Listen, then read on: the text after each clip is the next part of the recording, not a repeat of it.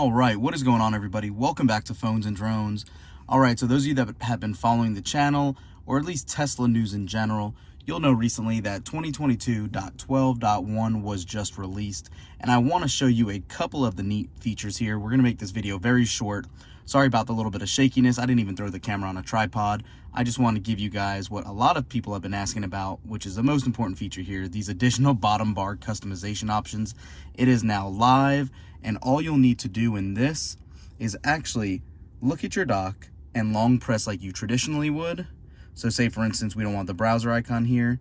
If we want to remove that, we can. But now, as you guys can see, we have the option for front defrost, rear defrost, left seat heaters, right seat heaters, or even the heated yoke. If you want to activate those, they can now simply be an icon here.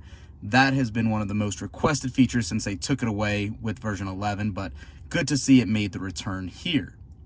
The next big change is a child lock change. It actually will now enable just a single rear door lock to be used instead of having to lock both at the same time.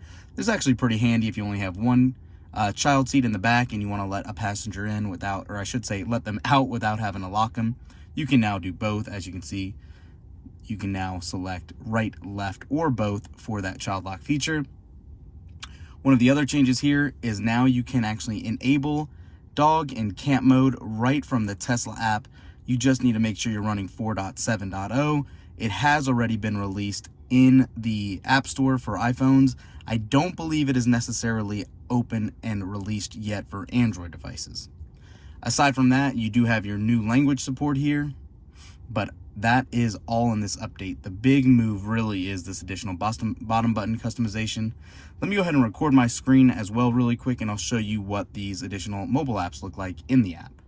Okay, so you launch your Tesla app. It'll load up like it traditionally will.